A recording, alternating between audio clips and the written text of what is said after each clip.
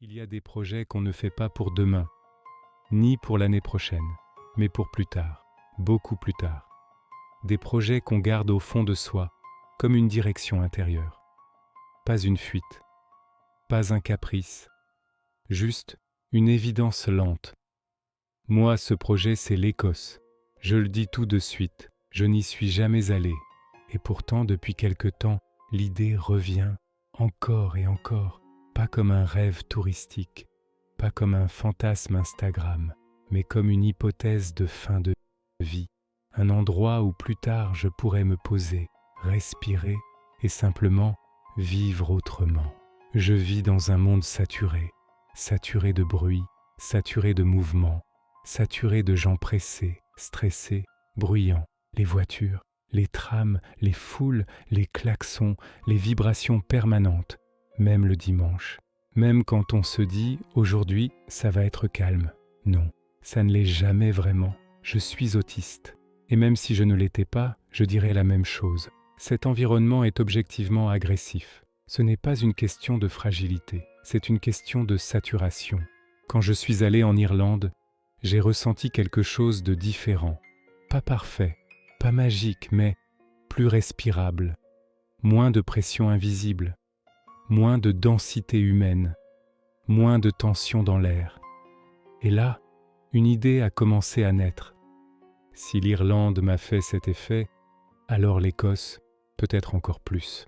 L'Écosse, ce n'est pas un pays vide, ce n'est pas un désert, mais c'est un pays moins surpeuplé, des villes à taille humaine, beaucoup de nature, des espaces, du silence possible et surtout un rapport au temps différent.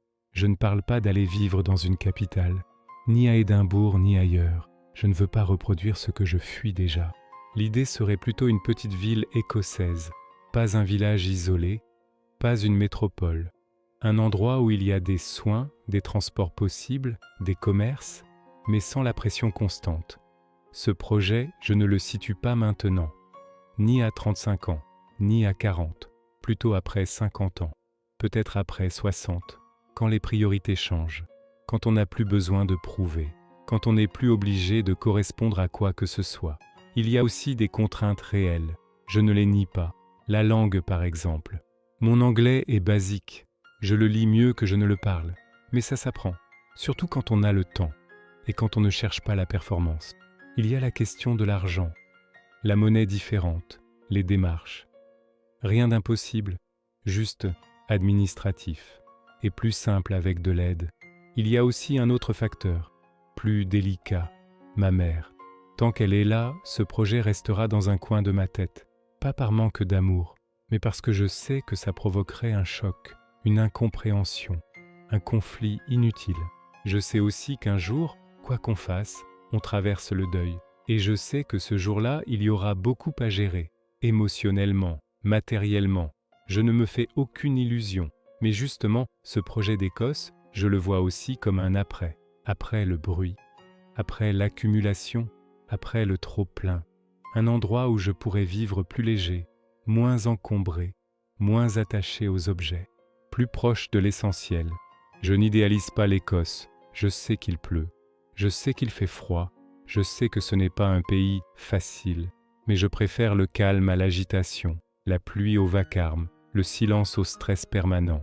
Certains rêvent de soleil, moi je rêve de respiration. Je ne sais pas encore si ce projet se réalisera, peut-être que oui, peut-être que non. Mais le simple fait d'avoir une direction intérieure change déjà quelque chose. Ça me rappelle que ma vie ne s'arrête pas ici, que je ne suis pas condamné à un seul décor, qu'il existe d'autres façons de vivre. Et surtout, ça me permet de me projeter sans urgence, sans pression, sans obligation, juste avec curiosité. Peut-être que je visiterai l'Écosse avant, peut-être pas. Mais une chose est sûre, si un jour je dois poser mes valises pour la dernière grande étape de ma vie, je veux que ce soit dans un endroit où mon système nerveux N est plus en alerte permanente. Ce projet n'est pas une fuite, c'est une réconciliation avec le vivant.